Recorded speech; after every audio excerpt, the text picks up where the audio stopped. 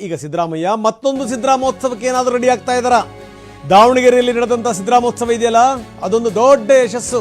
ಜೊತೆಗೆ ಸಿದ್ದರಾಮಯ್ಯನವರ ಶಕ್ತಿ ಪ್ರದರ್ಶನ ಏನು ಅನ್ನುವಂಥದ್ದು ಕೂಡ ಗೊತ್ತಾಗಿತ್ತು. ಈಗ ಅವರ ದೃಷ್ಟಿ ನೆಟ್ಟಿರುವಂಥದ್ದು ಹಾಸನದ ಕಡೆಗೆ. ದೊಡ್ಡಗೌಡರ ತವರು ಕ್ಷೇತ್ರದಲ್ಲಿ ನಿಂತು ಜನತಾದಳಕ್ಕೆ ಸಡ್ಡು ಹೊಡಿಬೇಕು. ಈ ಮುಖಾಂತರ ಏನು ಅಂತಂದ್ರೆ, ನನ್ನ ಮುಟ್ಲಿಕ್ಕೆ ಸಾಧ್ಯ ಇಲ್ಲ ಅನ್ನುವಂಥ ಸಂದೇಶವನ್ನ ಬೇರೆಯವರಿಗೆ ರವಾನಿಸಬೇಕು, ತಮ್ಮ ಪಕ್ಷದವರು ಸೇರ್ಕೊಂಡಂಗೆ. ಹಳೆ ಮೈಸೂರಿನ 6 ಜಿಲ್ಲೆಗಳಲ್ಲಿ ಬೆಂಬಲಿಗರನ್ನ ಸೇರಿಸಿ ಅದ್ಧೂರಿಯಾಗಿ ಸಿದ್ದರಾಮೋತ್ಸವದ ರೀತಿಯಲ್ಲಿ ಮಾಡಬೇಕು. ಸಿದ್ದರಾಮೋತ್ಸವ ಎಲ್ಲರೂ ಕೂಡ ಒಪ್ಪಿರಲಿಲ್ಲ, ಪ್ರಶ್ನೆ ಬೇರೆ.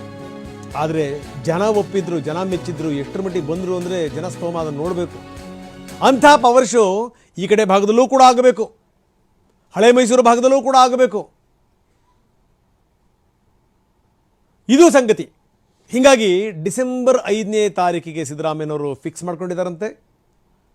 ಒಂದು ಲೆಕ್ಕದಲ್ಲಿ ಉಮ್ಮೇದಲ್ಲಿದೆ ಕಾಂಗ್ರೆಸ್. 3 ಕ್ಷೇತ್ರಗಳಲ್ಲಿ ಗೆದ್ದಿರೋದು. ಈ ಮುಖಾಂತರ ಏನು ಅಂತಂದರೆ, ಸಿದ್ದರಾಮಯ್ಯ ನನ್ನನ್ನು ಮುಟ್ಟೋದಷ್ಟು ಸುಲಭ ಅಲ್ಲ ಅನ್ನುವಂಥ ಸಂದೇಶ ರವಾನಿಸಬೇಕು ಅಂತ. ನೋಡಿ, ಈ ಕಡೆ ಭಾಗದಲ್ಲಿ, ಹಳೆ ಮೈಸೂರು ಭಾಗದಲ್ಲಿ ನಡೆಸುವಂಥ ಸಮಾವೇಶ ಇದೆಯಲ್ಲ, ಅದು ಸಿದ್ದರಾಮೋತ್ಸವ ಮಾದರಿನಲ್ಲಿ ಏನಾದರೂ ಸಮಾವೇಶ ಆಯಿತು ಅಂತಂದರೆ, ಅದು ಒಂದು ಕಡೆಗೆ BJP ಸಂದೇಶ, ಇನ್ನೊಂದು ಕಡೆಗೆ ದೊಡ್ಡಗೌಡರ ಪಕ್ಷಕ್ಕೊಂದು ದೊಡ್ಡ ಸಂದೇಶ, ಅದೆಲ್ಲದರ ಜೊತೆಗೆ ತಮ್ಮ ಪಕ್ಷದ ನಾಯಕರಿಗೂ ಕೂಡ ದೊಡ್ಡ ಸಂದೇಶ, ಜೊತೆಗೆ ಕೇಂದ್ರದ ನಾಯಕರುಗಳಿಗೂ ಕೂಡ ದೊಡ್ಡ ಸಂದೇಶ. ಅಷ್ಟು ಸುಲಭವಾಗಿ ನನ್ನ ಮುಟ್ಟಕ್ಕೆ ಆಗಲ್ಲ ಅನ್ನುವಂಥ ಸಂದೇಶ.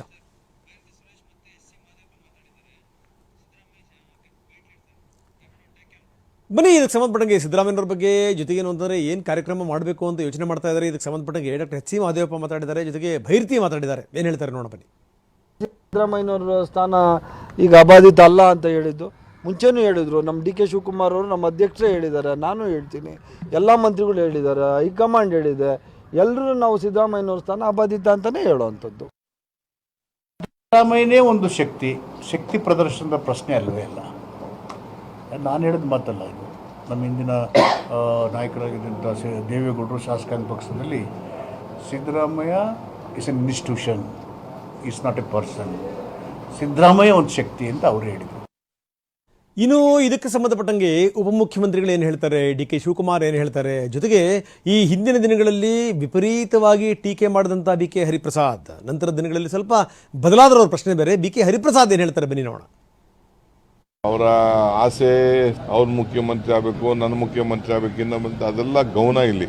ಅವ್ರು ಏನು ನಮ್ಮ ಮೇಲೆ ಒಂದು ವಿಶ್ವಾಸ ಇಟ್ಟು ಓಟ್ ಹಾಕಿದ್ದಾರೆ, ಫಸ್ಟು ಅವ್ರಿಗೆ ನಮ್ಮ ಕೈಲಿ ಎಷ್ಟು ಆಗ್ತದೆ ನಾವು ಮಾಡಬೇಕು.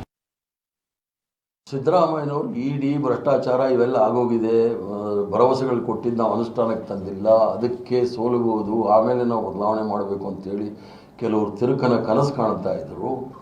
ಮತ್ತು ಆವಾಗ ಮರಿ ಯಡಿಯೂರಪ್ಪನವ್ರು ಹೇಳ್ತಾ ಇದ್ರು. ಸೊ ಇದು ಸಂಗತಿ. ಅಂದರೆ ನಾಯಕರು ಆಡಿದಂಥ ಮಾತುಗಳನ್ನು ನೋಡ್ತಾ ಇದ್ದೀರಿ. ಜೊತೆಗೆ ಏನಂದರೆ, ಈ ಸಂದರ್ಭದಲ್ಲಿ ಸರ್ಕಾರದ ಮೇಲೆ ಬಂದಿರುವಂಥ ಆರೋಪಗಳು ಅದನ್ನೆಲ್ಲ ನೋಡಿದಂಥ ಸಂದರ್ಭದಲ್ಲಿ ಯಾರೂ ಕೂಡ ಇದಕ್ಕೆ ವಿರೋಧ ಮಾಡ್ದೇ ಬಹುಶಃ ಇನ್ನೊಂದು ಸಿದ್ದರಾಮೋತ್ಸವಕ್ಕೆ ಏನಾದರೂ ರೆಡಿ ಆಗ್ತಾ ಇದ್ದಾರಾ? ಅದಕ್ಕೆ ಕಾರಣ ಏನಿರಬಹುದು? ಬನ್ನಿ.